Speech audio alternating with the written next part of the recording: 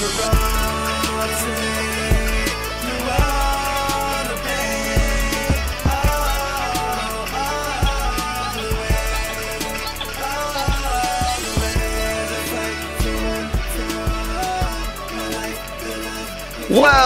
everybody, to the Sleeper Wire Show. This is our fourth episode of the 2019 fantasy football season, and today, got a great show. We are talking about our first-round rankings as of February. We're each going to be going over our top 12 picks for the 2019 season. But first, I have Prophet Hoos on the show. How you doing, man? Pretty darn good, man. A little sad football's over, but hey, we got this AAF stuff, right? We do, yeah. I guess we do. How do you feel about the AAF? Showtime George is also on the show. How you feeling about it? Man, I love the AAF. They're doing a lot of things I wish the NFL would do. One of my favorite things that they're doing is allowing the cameras up into the sky booth and allowing you to actually hear the official replays, the replay officials' logic and thinking on why they're calling what they're calling on a challenge play. I absolutely love that. I wish it's something that the NFL would adapt. I like how they're calling fewer penalties. Yeah, that too. Man, that hit on the quarterback. Which one? There was a couple of them. I couldn't tell you anybody who played. I can give you a handful of names. I can't go into great depth. If we were doing a draft for that league right now, I would have no idea who I'm picking. Although, I just know Trent Williams scored 2 touchdowns or something like that. That's about all. Yeah. Listen, I would just take the guys from Orlando. We know Steve Spurrier has a history of in college of running up the score. He didn't get a chance to do it in the NFL, but I think if he gets the chance to do it in the AAF, he'll do it there too. So do you think the AAF is going to become more popular than the CFL? Oh, yeah. I think so. I think so. Would you say it already is? Yeah, I would say that. It already in the United States, I would say yes. In Canada, I would say no. I know that they've already announced that they're looking for 2 expansion teams for next year. I think there were 2 expansion teams in each division, I think. So they're looking for 4 cities. Is it each division? I thought it was just 2 total. 1 in each division to go up to 5. Let me look back through here. I'm pretty sure it said 2. You know what? I'm not going to spend time looking for it now. I thought that's what it said. So are we covering AAF fantasy players now? No, we are not. I just want to get your thoughts on that. We do have breaking news, though. As of just a couple hours before recording this show, Kareem Hunt has signed with the Cleveland Browns. Let's talk implications as of February. So he has not officially served his suspension yet. The suspension for a domestic violence, which, I mean, you could argue that it wasn't domestic violence, but he still technically did slightly kick a female. He was, obviously he was cut last season and he didn't, serve any suspension with the team. Domestic violence is a minimum 6-game suspension with today's rules. George, I'll kick it to you first. Do you think any of those missed games last season are going to count towards his suspension? No, I don't think any of. So why would they? The team cut him. It's not like he was, suspended by the team. The team actually cut him. So he wasn't assigned to any team. Therefore, they shouldn't count towards any suspension that he may or may not get. Yeah, I doubt you see them doing that, him that kind of favor. He's probably going to serve his whole 6 months. I wouldn't be surprised if they give him a year, just based off of, trying to make some sort of impression. Him kick.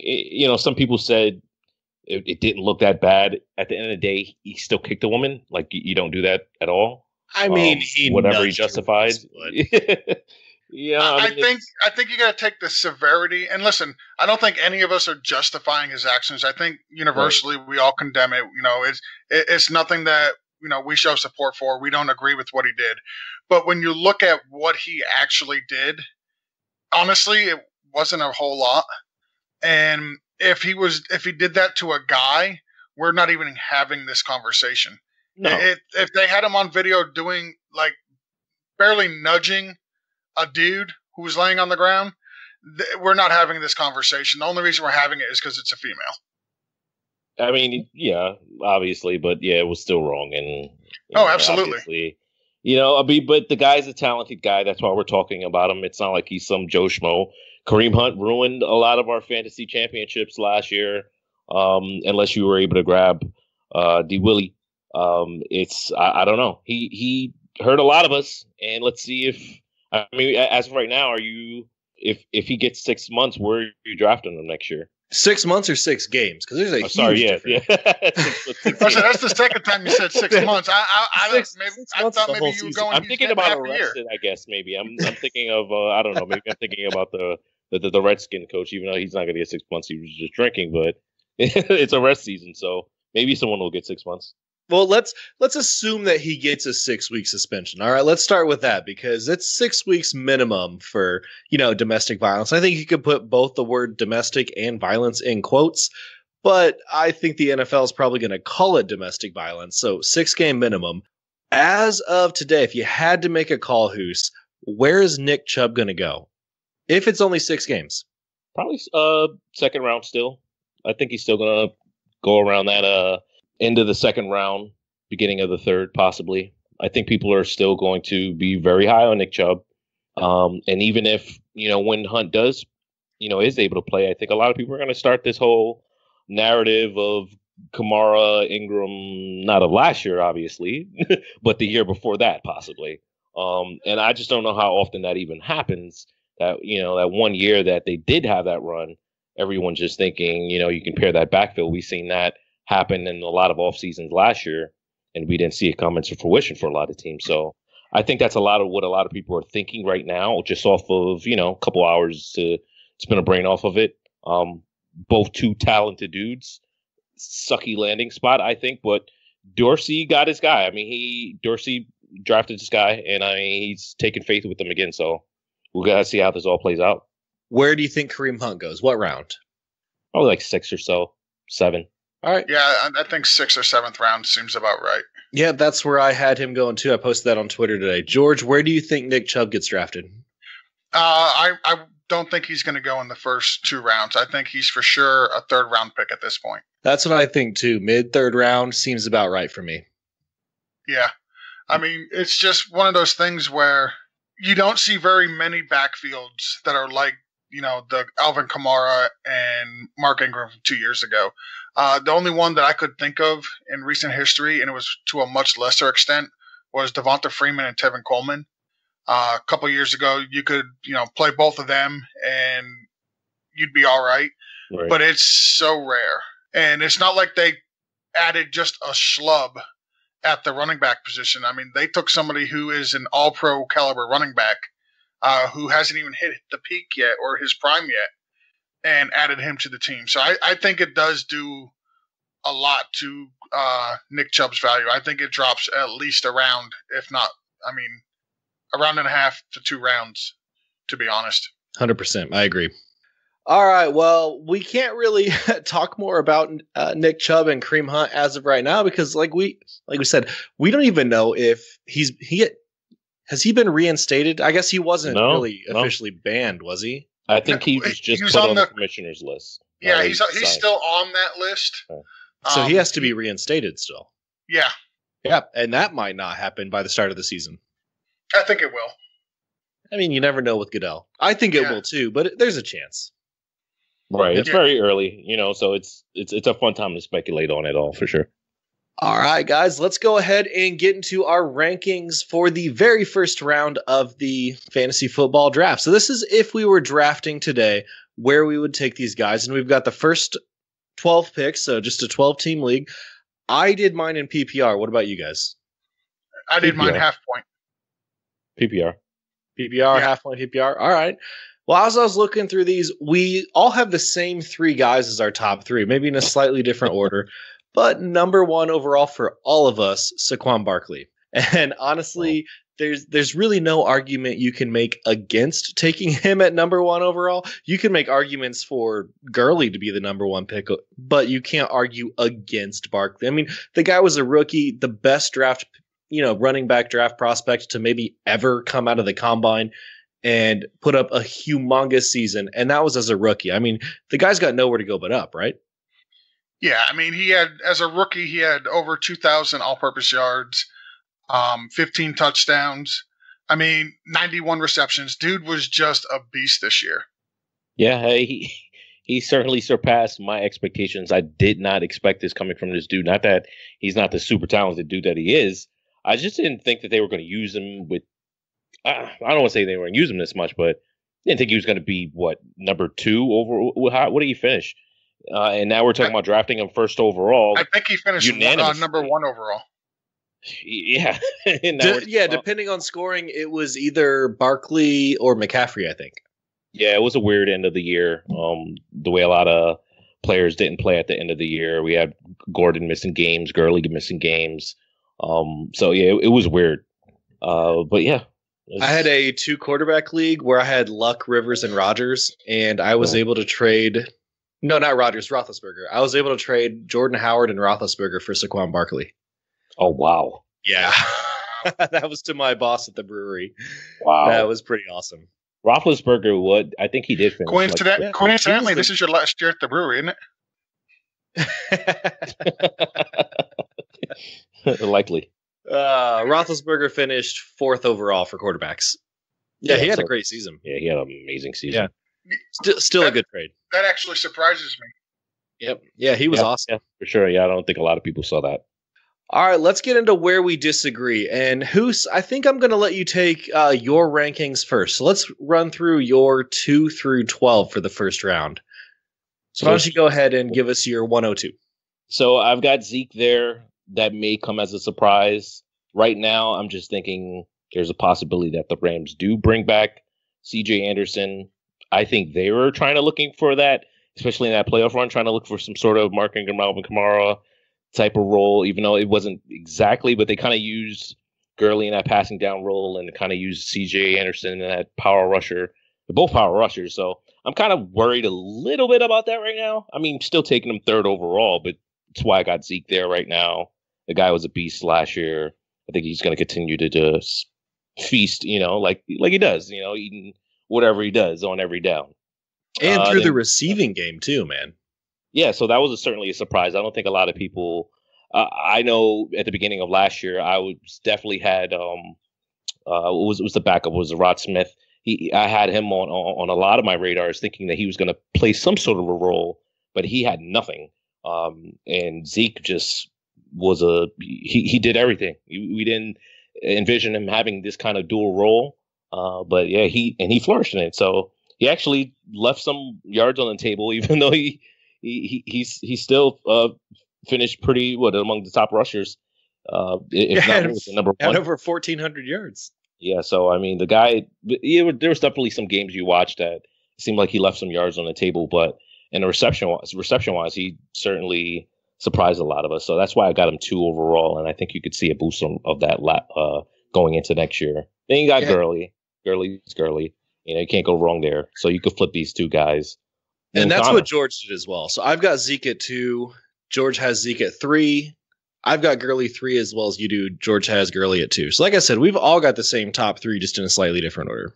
Yeah, my only concern with Zeke is, besides usage, I want to see another season where he gets 77 receptions.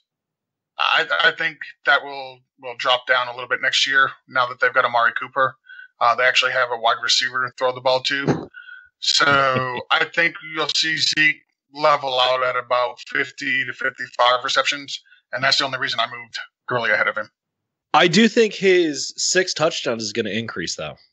Yeah, it's possible. Yeah, I mean, you would think he'd have 10 to 12 touchdowns a season is what you think he would average right now at this point in his career. So the touchdowns I could definitely see going up. All right, let's keep going on. I've got Connor next.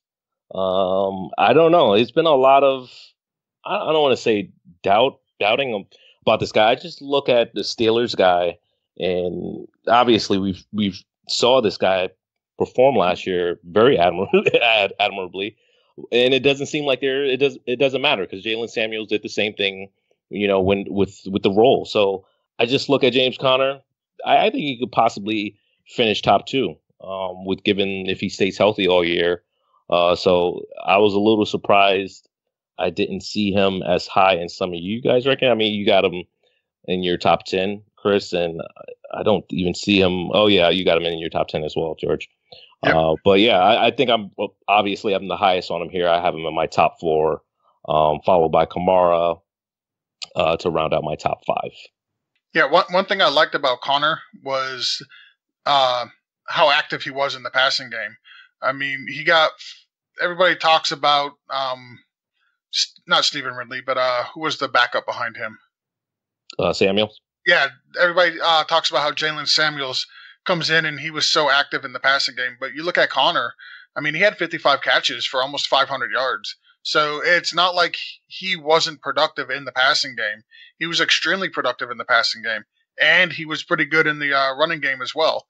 Nearly 1,000 yards. He averaged 4.5 yards a carry, 500-yard games, and 12 touchdowns rushing. I mean, there's a lot there to like. And we've seen this before in the Steelers' offense. Literally, running back in that offense does not matter. Right. We've seen Damian Williams flourish. We've seen Le'Veon Bell flourish. We've seen James Conner flourish. We've seen Jalen Samuels flourish. D'Angelo Williams. I'm sorry. Yeah, we've seen them all flourish. The wrestler. I mean, you're saying that, I'm like, when the hell did Damian Williams? Yeah, D'Angelo. Listen, he's wrestling now. The name will stick a little bit more. But we've seen all these running backs flourish in that system. So while I'm not brazen enough to put him in the top 5 like Hoos, I think he will finish as a top 10 running back, though. Oh, yeah. I absolutely 100% agree with that. And he did all of that missing 4 games. Wasn't it 4 games? Yeah, I believe so. No, he missed 3 games. Okay. So that reception total could have been well over 70. Oh, easily. Yeah, right. So I think it's a little bit of recency bias. I mean, if he finished this season healthy, I think there's a chance he's in everyone's top 5. It's possible. Yeah, and I'm not a big believer that, just because Jalen Samuels came in at the end of the year and looked good, that all of a sudden the Steelers are going to change their offensive philosophy and go to 2 running backs. I just don't believe that. No.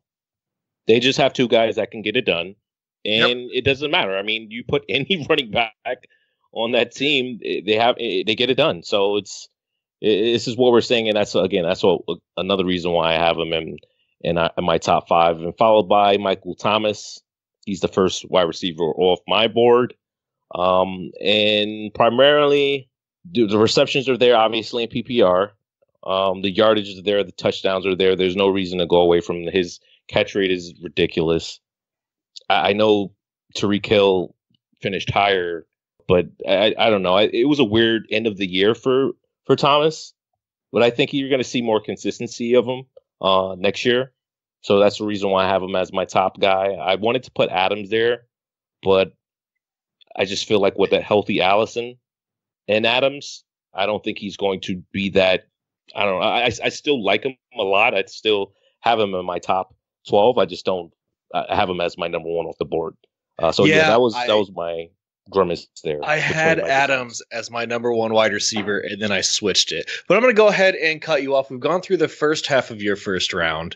So you have Barkley, Zeke, Gurley, Connor, Kamara, and Michael Thomas as the first wide receiver off the board.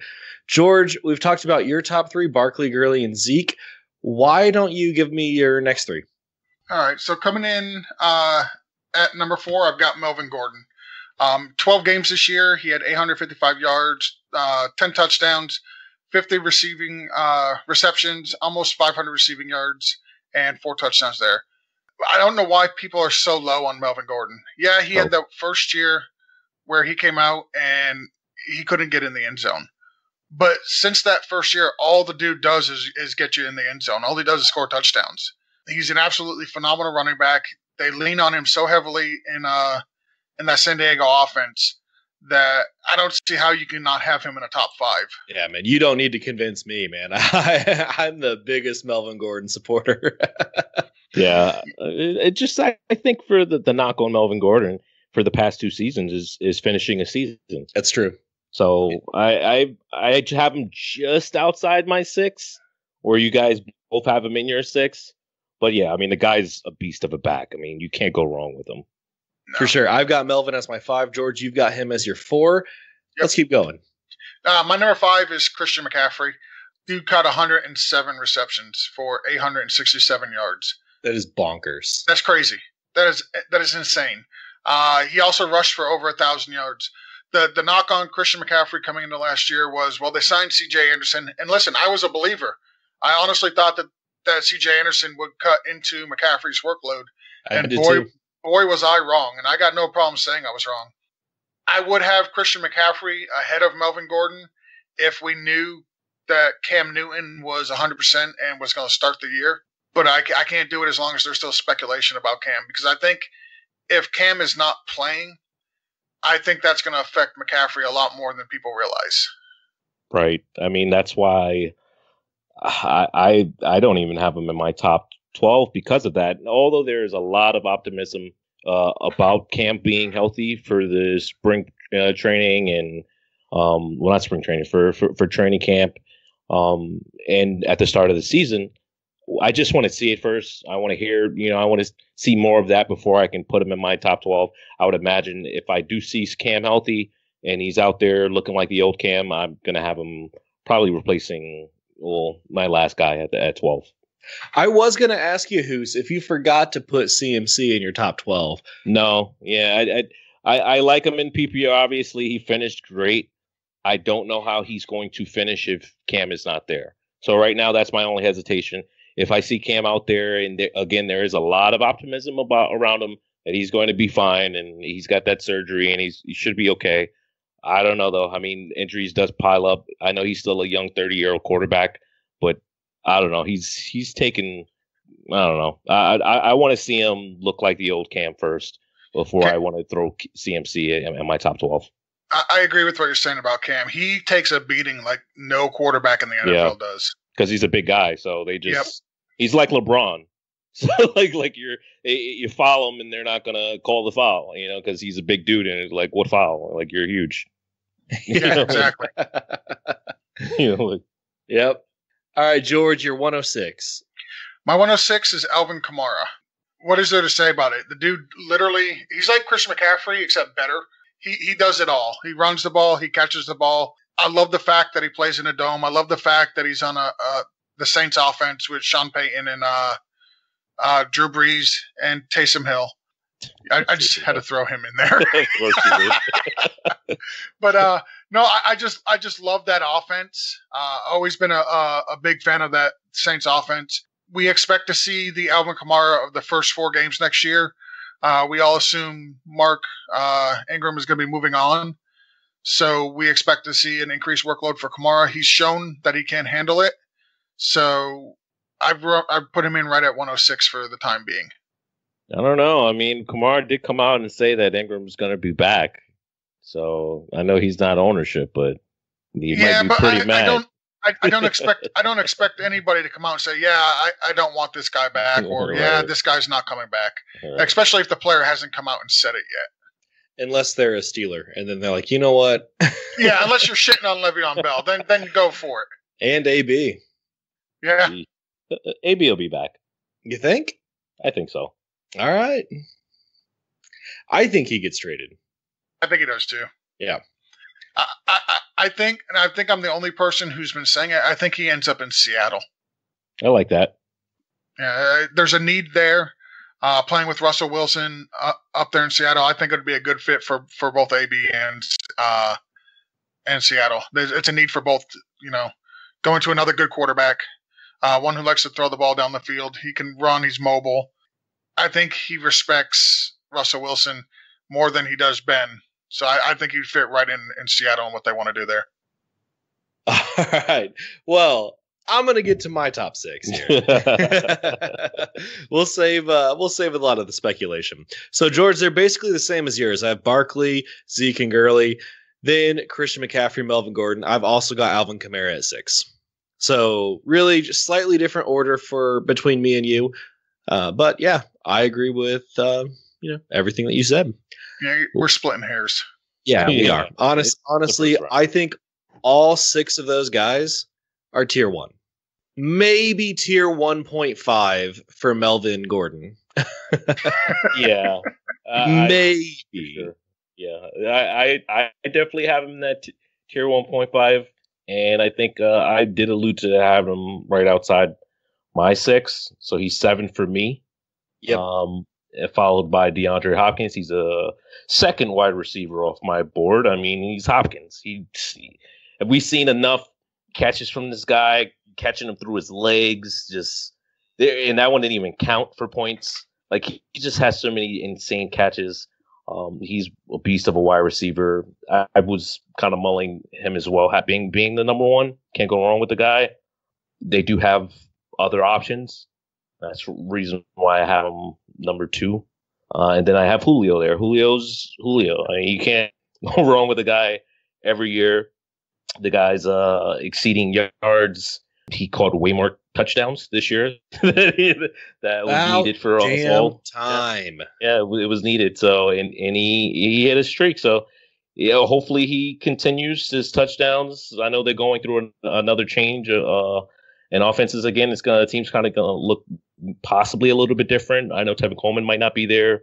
So he might, who knows? His catches might go up because I don't think Brian Hill or Ito Smith is the guy, and then who knows, even with Freeman. Yeah, absolutely. So it's a lot of questions. Well, let's go ahead and finish up running backs here before we get into wide receivers, because really we only have wide receivers and running backs in our top 12. So your last running back that you have is Joe Mixon at the 111. I like that a lot. I do think he is worth a first-round pick. He's not in my top 12, but you can definitely argue that. Joe Mixon was he with a RB7 last year? Yeah, and he missed about, I think, 2 or 3 games. Yeah, he was phenomenal. George, you have James Conner as your RB10, and I also have him at 10. No arguments there. We've already talked about him. But you're 112. Something that is surprising. Why don't you go ahead and give it away so I don't spoil it? All right. My 112 pick is Damian Williams from the Kansas City Chiefs. I think he is a top 12 running back in this league. The last 5 games, if you had him on your team, he was. Let me stop you there. Top 12 running back worth a top 12 pick? Top 12 pick, excuse me. Top 12 pick. My mistake. If you had him on your team the last 5 games, he was a workhorse for you. He helped you definitely win a championship. There's nothing that this guy can't do. He doesn't have the big name. He didn't come in with a lot of hype. In fact, he was an undrafted free agent. He was pushing Kenyon Drake. He was actually starting over Kenyon Drake in Miami until he hurt his shoulder, and then got sent. He signed in the offseason with Kansas City as their third down running back. And even then, Andy Reid was saying how much he liked Damian Williams. They just gave him a new contract in the offseason. We've seen what Andy Reid does with running backs. They're gold in his offense. He's on a high-powered offense where he's the only running back where he's not the focus of the offense, where like when you play the Cowboys, you game scheme to stop Zeke. You want to stop Barkley. With the Chiefs, the running back is like the third or fourth person you're trying to stop. So the pressure is not on him. When he was in college, when they did the 40-yard dash, he was the 4th fastest at the combine in 2014. That was the same year that Dre Archer ran a 4.26. So he's fast, he's elusive, he can catch the ball, he runs hard. I love the guy. I don't think there's anything he can't do on a football field. So you would disagree with a lot of the analysts from other shows who say that he's not a special talent. I would, yeah. I don't think he's a super special talent, but you don't have to be a super special talent to be successful in the NFL. A lot of it is falling into the right situation. And that's exactly where he's at right now. He's in the right situation. And I think a lot of people, well, I know we had, Celia on the show back when Kareem Hunt was a rookie, and he said Kareem Hunt, back when I said he was going to break out, he said Kareem Hunt's not really a super special player, but you look at the landing spot, and yeah, it's a good fit. So Damian Williams, he's a dual guy. So, I mean, he's in an amazing landing spot. Back when he was playing in Miami, he looked good. He was always the backup guy. I love those guys with the chip on his shoulder. He's going to be entering his 7th year. He's still a young guy. I took him. I took Damian Williams in a dynasty just recently as my first running back. Ahead of guys like, and probably not that surprising. I was surprised he was a lot last, but ahead of guys like Derrick Henry, Phillip Lindsay, Rashad Penny. Well, of course you took him over Lindsay. Yeah. well, Lindsey's pretty good. He's Nobody good. did that. But no, I'm saying just recently in okay. in a dynasty right now in the offseason. Gotcha. Way too early drafting. Man, Sealy was a great guest. We got to get him back on the show. I'm trying to get him on. I think he's going to be on next week, so we'll see. Baller. It's going to be awesome. All right, let's get into wide receivers. Really quickly, prayers out to Sealy. I know he doesn't listen to the show that as often, but I just wanted to wish out, send my prayers out to him and his family. He sent out a tweet that his niece, I believe, or his sister's had a baby. His sister had a baby, so and there's some complications. So prayers and thoughts to him and his family. Absolutely. Yep. Great guy. Hope everything starts working out for him. Turning positive here pretty soon. All right, let's talk wide receivers here before we sign off. So, Hoos, you already started talking about yours. You have DeAndre Hopkins or Michael Thomas at 106 as your first wide receiver off the board. And then you mentioned Hopkins at the 108, Julio at the 109, and you have Devontae Adams at the 110. George, do you notice who's missing from Hoos's list? Odell? Nope, he's got OBJ at 12. Pull up his list here because I was looking at mine. Hint, hint, he's also missing on your top 12. Antonio Brown. Antonio Brown, yeah, not in either of you guys' first round. Well, what if he's back with Pittsburgh? If he's back, obviously, there's a chance he could be even higher in our rankings than where you have him right now, Chris. So, yeah, I mean, if we're speculating he's a Steeler again, sure. I mean, he's definitely going to be in my top 12. I do think that he's going to be a Steeler, but I'm not willing to put him there just yet. So this is kind of how I would have it ranked if I was drafting today. Yeah. I got to keep in mind that it's February 11th. Right. We still don't know really what's going on with Antonio Brown. So if we're drafting today, I'm not taking him in the top 12 because I really don't know. I'm in the middle right now of a startup dynasty draft, and I think Antonio Brown fell into the third round. Oh, wow. If you're drafting today, that means you can't get over the fact that football's over. And you need to just take a chill pill. Yeah, well, I you're doing dynasty drafting though, right? Yeah, I'm in a dynasty as well right now. I'm talking redraft. Invited me. I still see it all over Twitter. I see it on Facebook pages. I see it on Sleeper still. Yeah. No, it's way, way, way too early to be drafting in a redraft. Right now, it's the dynasty season, folks. Don't be drafting in your redraft leagues right now. All you're going to do is hurt yourself. Man, I saw someone make a post about, do you like high-scoring games? Do you want to play mostly quarterbacks? Join my 6-team, 3-quarterback, 2-superflex league. What? I was like, are you kidding me? What is that, like a scratch-off? It is January, man. Come on. Oh, man. In a 6-team league, I mean, that's just... 6 teams, yeah. 6 teams. That's just like scratch off. There's no luck involved. You can auto draft that team and win a championship. Yeah, I thought that was ridiculous. I will not sit here and bash a 6-team league just because I have played in a 4-team league before. Now, a little perspective, it was just me and 3 other guys that I work with. We all threw $50 in, and we drafted. You had to start 4 quarterbacks. You had to start 4 running backs. You had to start 3 tight ends. But it was just for fun. I mean, it was nothing super competitive. Listen, there was 4 teams. It can't be super competitive. right. For sure. And I actually, it really makes me upset when I see people like asking for advice, or they'll post their team. What is this? A freaking 8-team league? Like, there's something wrong with that. I mean, it's not the size of the league that makes it fun. It's the people. It's the people. Yeah. 8-team leagues, there's nothing wrong with an 8-team league as long as it's a good league. Good buddies, or it's active, people work league. As long as it's fun, as long as you enjoy it, there's nothing wrong with it. Especially if you're inexperienced. An 8-team league can be really fun if you're learning how to do or how to play fantasy. I mean, it can be fun for us if you have big rosters. Yeah, but if you're doing a standard 8-team, that's great for those who are inexperienced. And the last thing you want to do is have your first year in some type of crazy, insane type of league where one or two of your players get hurt and you really don't know what you're doing. So you're not really paying too much attention to waiver wires or anything like that. And your team just sucks all year. That's no fun. That's no fun at all. So 8-team leagues are good if you need to get the experience, or if you just want to have fun and not pay attention. Yeah, good company, like Chris was alluding to. If you got good company, and it's kind of more intimate. You can pull a guy close, give him a hug. 18 teams they could be fun. They could be fun. I think my first year playing was in an 18-team league, in an 8-team league.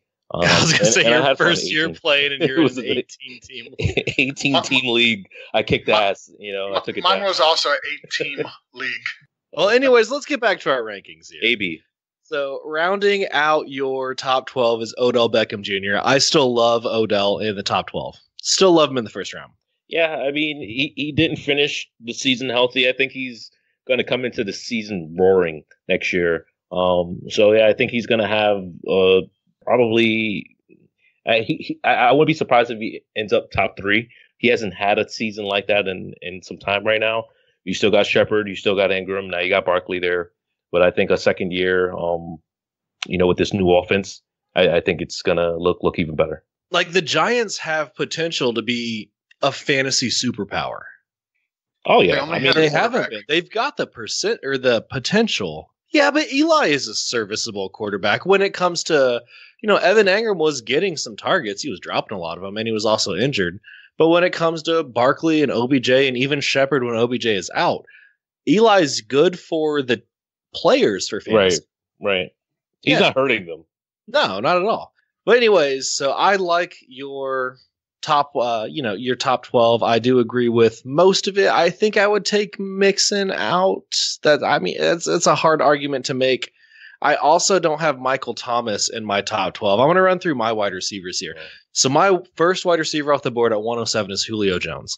And I just think you can't really argue with what the guy did last year. He's got 5 straight seasons with over 1,400 yards. People were knocking on him, he doesn't score any touchdowns. Oh, he had 3 touchdowns last year, blah, blah, blah. But you know what? I'll take a guaranteed 1,400 plus yards any day of the week. Honestly, that matters more than the 8 touchdowns, Yeah, I mean, touchdowns are fluky. Give me the yards every time. Yeah. It is a little eye-raising why you have him there, but not really. I mean, he's Julio. He's a year older, but he doesn't seem to slow down at all. I mean, this guy's a beast. If he can stay healthy, I like it. And my second wide receiver off the board, I did have him as my first, and then I thought about how much I love Julio Jones, and I switched it. So it's really like my 107 A and B. My 108, Devontae Adams. I almost put him as my number 1. I love Devontae Adams. Geronimo Allison, I think, is better for Aaron Rodgers than it is bad for Adams. Adams has proven himself to be a red zone threat, a deep threat, a PPR threat, touchdown threat. The dude is just a machine. And all of us have him in our top 12. Hoos, you've got him at the 110. George, you've got him at the 108 as well. So obviously we all love Devontae Adams. And I believe, George, you also have him as your wide receiver 2 off the board. Yep, my wide receiver 1 off the board is DeAndre Hopkins. The dude is just super, super talented. I mean, I could not put Devontae Adams ahead of Hopkins. I just could not do it. To be fair, Devontae Adams did finish the most consistent wide receiver throughout the season. Like he did. He had pretty much a 20 game for you every game. Like it was insane. Like he didn't have one dud for you. You had guys, Tyreek Hill might give you like a 6-point game. Michael Thomas give you a 6-point game. A couple of them. Adams was, man. We found out Devontae Adams listens to the show. Do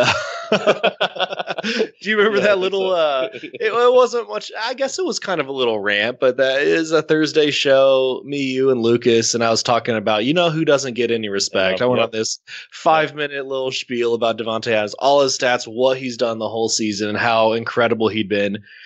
And then that Saturday he put out some like quote about how he doesn't get the respect that he deserves. He listens. He heard me. Yeah, that was a good one. Oh, yep. Adams, we get it. So, George, you've got Hopkins, Adams, and then Julio. I've got Julio, Adams, and then Hopkins.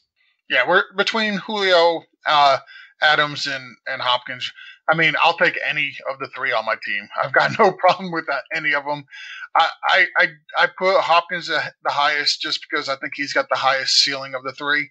I put Adams right there in the middle, just like you said. He was super, super consistent. And then Julio, he did just turn 30.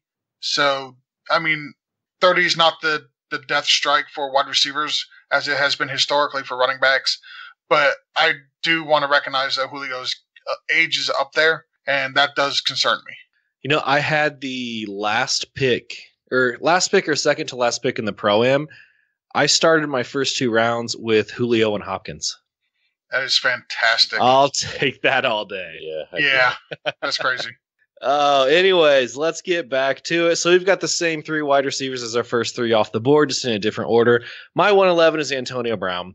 Even if he goes somewhere, there's a lot of talk about San Francisco. I think he's going to be great in San Francisco. If he stays in Pittsburgh, I think he's going to be great there. Even if it weren't for all the locker room issues.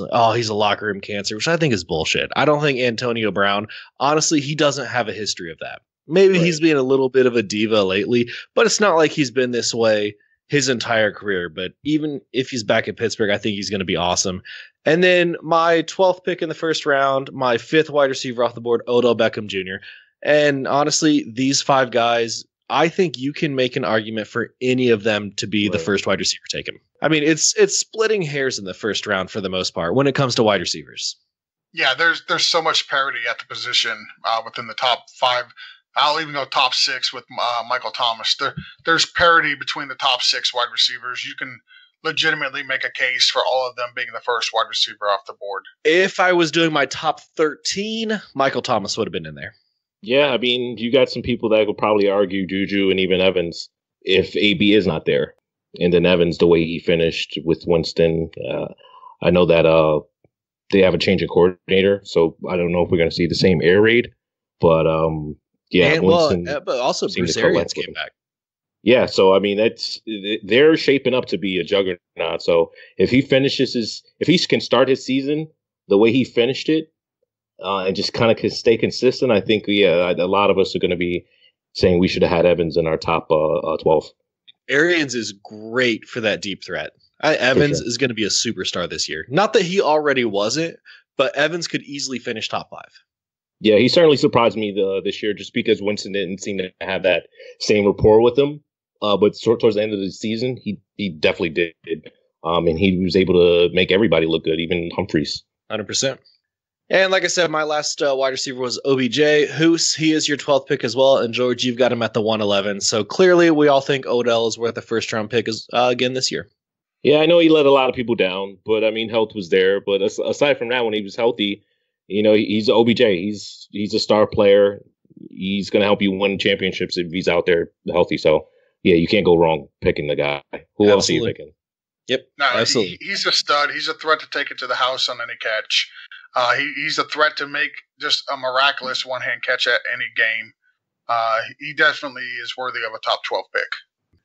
Well, all right, guys, that is going to wrap it up for this week's show. Make sure to follow us. A couple different places you can follow us on Twitter at Sleeperwire Show. George is on there at BFTG Pod. Hoos is on there at Hoos the Prophet. And I am Prof_Chris SW. You can also find us on the Sleeper app. George is BFTGO, so GEO. Hoos is Prophet Hoos, and I am Professor Chris. And then follow us on Instagram, Professor Chris SW and Hoos the Prophet. And make sure to check out and join our Facebook page. It is the Sleeper Wire Fantasy Football Club.